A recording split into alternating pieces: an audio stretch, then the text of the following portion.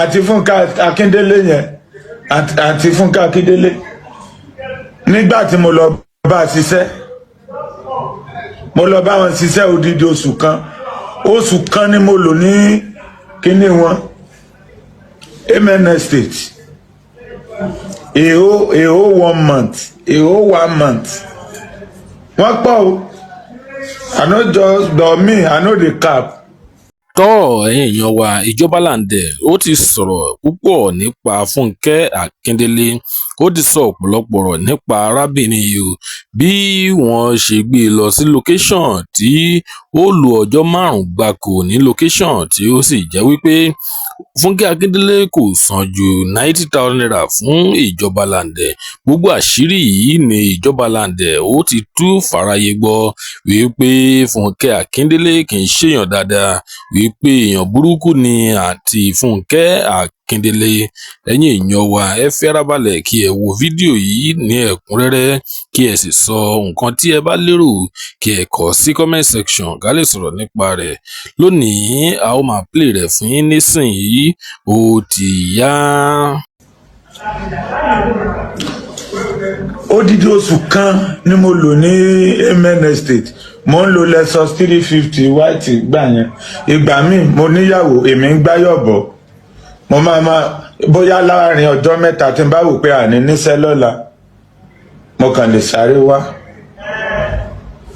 Odidi oṣù kan àti Fúnkẹ́ Akíndélé kò fún mi 150,000 mo fọlọ́ bá búra ṣé industry yẹn tó see the reason why I'm saying this for all you upcoming anybody tó bá fẹ́ lóyìn tọ́lọ́n bá ti bá yín ṣe tẹ́ bá ti norúkọ ẹ má rí anybody bí gbà wípé Ọlọ́run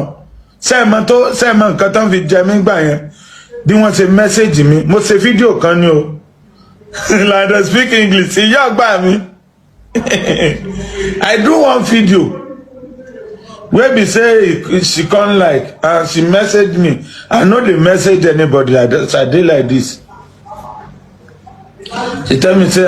ìjọba àti Fúnkẹ́ tó bá dẹ̀ bá ń sọ̀rọ̀ fọ́ọ̀sì wọn fine wọ́n máa sọ̀rọ̀ gentle cool gbogbo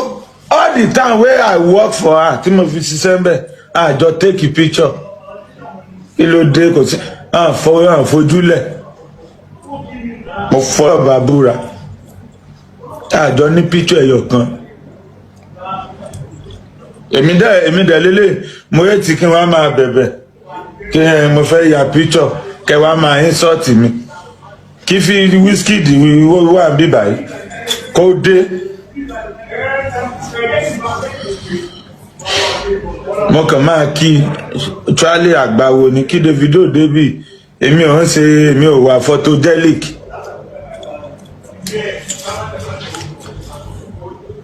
Nígbà yẹn mo rí pé mo fẹ́ lọ bá Fúnkẹ́ Akíndélé ṣiṣẹ́ inú mi dùn pé pláfọ́ọ̀mù ńlá lélẹ̀ tí n bá sọ ibi tí iṣẹ́ yẹn parí fún yín ẹ lè bèlífù. ìgbà tán gbé kí náà pé wá tán gbé fọ́ọ̀mù yẹn wá Wendy tó bá dàbí rọ Wendy yẹn òun ló kàn wá bá mi àti Fúnkẹ́ ló mẹ́sẹ̀jì mi pé nàdẹ̀ mo fẹ́ wá bá wọn ṣiṣẹ́ sáà irú àti Fúnkẹ́ yẹn máa mẹ́sẹ̀jì mi màá wá máa bíìlì wọn pé iye báyìí ni mo fẹ́ gbà nígbà yẹn ni òyìnsìn kódà kí Michael Jackson kó fẹ́ lómi màá sọ fún un pé iye báyìí mo fẹ́ gbà tó bá jẹ́ pé òfin really need me you go pay. You go pay. And for we all coming that coming, don't see anybody pay and help na lie o. But in parọ́ inú mi dùn pé àti Fúnkẹ́ ni mo fẹ́ lọ bá ṣiṣẹ́ inú mi ti dùn jù èmi ò gan ò ní fẹ́ béèrè wípé èlò náà fẹ́ fún mi kọ́mọ́dà di pé ní bá mi ṣiṣẹ́ mọ́. Pé ọmọ ilé ní ìgbéraga ó láìkó mo lọ ìgbà tá a débẹ̀ ẹnìkan wá ó náà Wendy òun ni producer òtọ́rọ̀ ni mò ń sọ mo fi títóbi ọlọ́ba búra ó náà producer bó ṣe náà producer ó kàn wá ni ó gbéwèé wá mo dẹ̀ ti wà bẹ́ẹ̀ already bó ṣe gbéwèé wá wọ́n kàn ní kí n sign ni mo kàn ká báyìí mo kàn rí pé every month you go dey collect 90,000 mo dẹ̀ ti wà bẹ́ẹ̀ already èmi kàn wá wò ó dà kéèyàn tún kàwé dáadáa náà sẹ́yìn pé tí n bá kàwé dáadáa màá sọ fún ẹ pé no èmi náà ní tọwọ́ bọ̀wé kò dẹ̀ ṣe pé mo kàwé I'm not illiterate but fame ó mọ̀ ó fẹ́ bárú wọn yẹn ṣiṣẹ́ inú ẹ̀ máa dùn náà èmi wá wò pé ìyẹn pé kò mí ẹni tó pé bóyá wọn kàn fẹ́ lo ìyẹn pé bá ṣe máa ń ṣe nìyẹn àfìgbà tó sùn parí